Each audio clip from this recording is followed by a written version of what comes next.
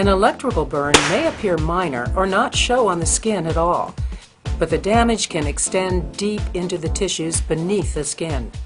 If a strong electrical current passes through your body, internal damage such as a heart rhythm disturbance or cardiac arrest can occur.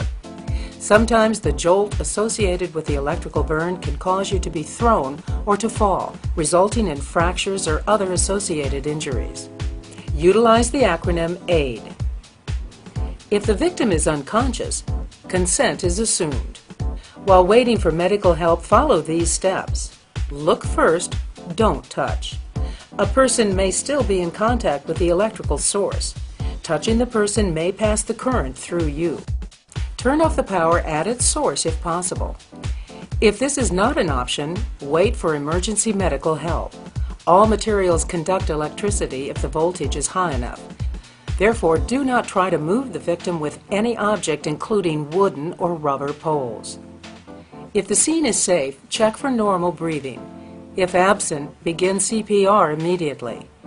In this case, the victim's chest is rising and falling, so we know they are breathing. Cover the affected areas.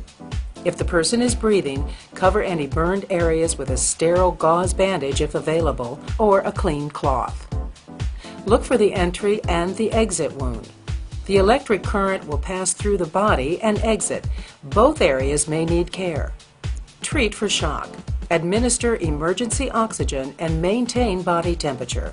In this scenario, the victim was forcefully thrown, which could have caused spinal or head injuries. Do not elevate the legs. The jolt and impact of the fall could have caused additional injuries. Perform a head-to-toe body exam as learned in the victim assessment segment.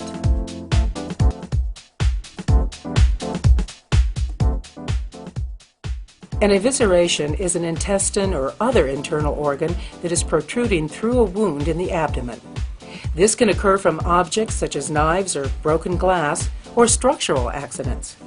If there is an evisceration, by responding quickly, you could save the victim's life. Carry out the acronym AID. Place a large trauma pad on the evisceration. If you do not have trauma pads, use towels. Keep trauma pad or towels wet. Once you notice it drying up, pour more water onto the towel. Never attempt to reinsert protruding organs. Treat for shock.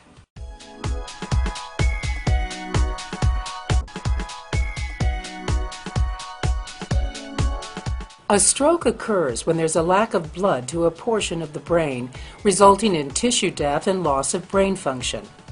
To test a possible stroke victim, remember the first three letters of the word stroke, S-T-R.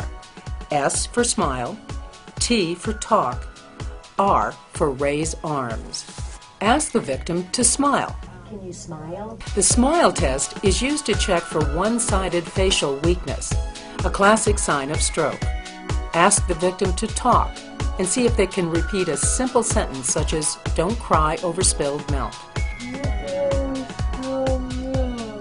This is used to check for slurring of speech, another classic sign. Ask the victim to close their eyes and raise their arms. Stroke victims usually cannot raise both arms to the same height and hold them there. If any one of these three tests is abnormal, the probability of stroke is 72%.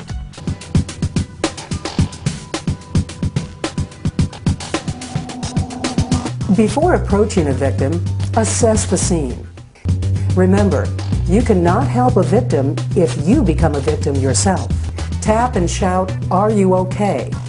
Tell them you are trained in CPR and ask if you can help. If the victim is not breathing or is not breathing normally, start CPR. Use the mnemonic CAB, which starts with 30 chest compressions. When you see a child collapse, call out for help. Help! Make sure the scene is safe to approach. When someone arrives, point to them and have them call 911 and get an AED. Remember to use personal protection equipment. Position your shoulder directly over your wrist with the elbow locked. Compressions should be at least 2 inches in depth. Push hard, push fast. Push to the rhythm of the song, "Staying Alive."